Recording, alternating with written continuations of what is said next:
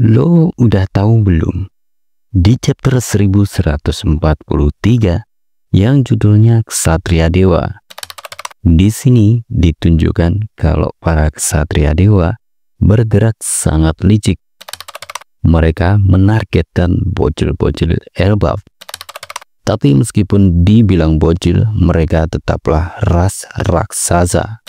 Saul yang melihat mereka tidur sambil berjalan mencoba untuk membangunkannya. Namun sayang, setelah dipanggil-panggil mereka tak kunjung membuka mata.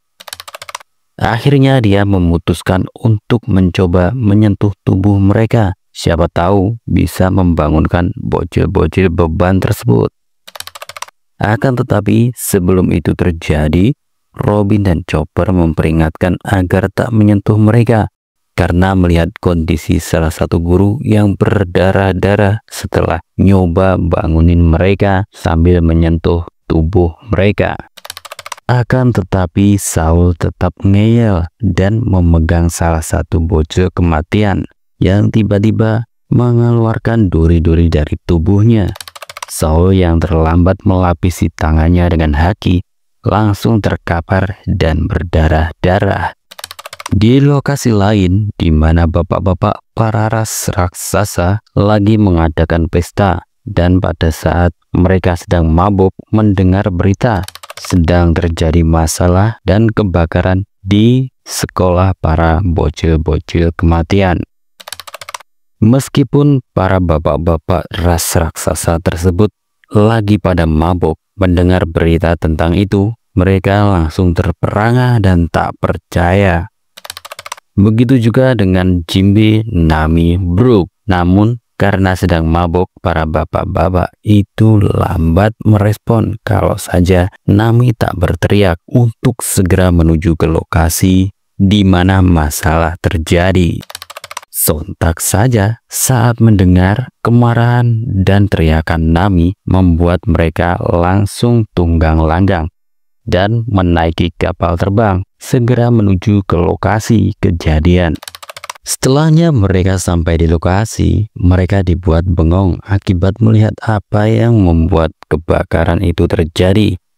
Mereka melihat monster tengkorak raksasa, dan tengkorak raksasa itu langsung menyambut kapal yang berisi bapak-bapak ras raksasa itu dengan sebuah pukulan yang langsung membuat kapal yang awalnya cepat datang itu cepat pula terbang kembali dan membuat para penumpangnya kocar-kacir berterbangan.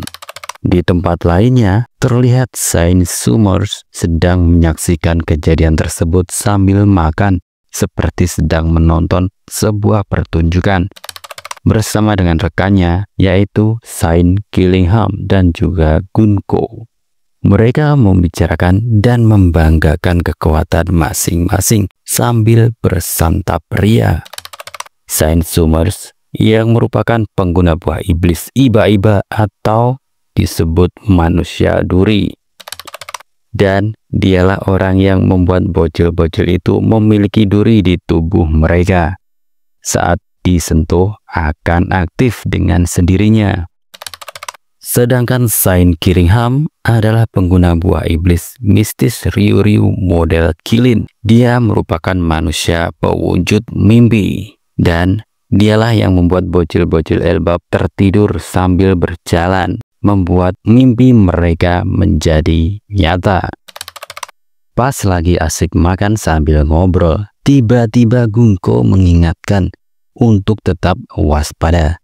Karena dia sempat melihat kapal bajak laut di pelabuhan. Dan kapal bajak laut itu merupakan milik salah satu Yonko, yaitu Mugiwara no Luffy. Di sisi lain, terlihat bocil-bocil Elbaf yang tertidur sambil berjalan sedang menuju ke lokasi kebakaran, membuat semua orang panik. Sedangkan di dunia bawah, Hajrudin dan Loki malah berdebat. Hajrudin yang kesal karena selalu dikatain lemah sama Loki, tersulut emosinya dan ingin segera menerjang dan menghajar Loki. Meski melihat kondisinya yang sekarat dan berdarah-darah. Untunglah Luffy menghalangi Hajrudin yang akan menyerang. Jadi Hajrudin menghentikan tindakannya. Akan tetapi di luar dugaan, Luffy malah membuat tumbang Loki dengan sekali pukul. Dia sengaja melakukannya agar Loki tak bertindak yang akan menghancurkan dirinya dan juga Pulau Elbaf. Hajrudin di sisinya panik melihat Loki yang malah dihajar Luffy. Zoro juga sempat panik karena melihat luka-luka Loki yang masih terbuka malah diserang Luffy. Tapi pada akhirnya dia pasrah dan menghela nafas tak peduli karena teriakannya lebih lambat dari tindakan Luffy. Lalu Zoro bilang, sekarang terserah kau mau menyembuhkannya atau membiarkan dia mati, katanya untuk mengingatkan Luffy. Akhirnya Luffy pun segera minta tolong pada Hajrudin untuk menyembuhkan Loki. Dia memohon dengan sungguh-sungguh. Tak peduli sifat Loki bagaimana, dia tak ingin Loki mati. Dan pada akhirnya, meskipun Hajrudin berat hati, dia menyuruh salah satu rekan wanitanya untuk mengobatinya. Sekarang Loki terbaring lemah dan sedang ditransfusi darah. Tubuhnya kini terbalut banyak perban. Hajrudin yang diam melihat dan flashback ke masa kecilnya yang selalu dihina oleh Loki sebagai pecundang, masih selalu teringat dalam benaknya.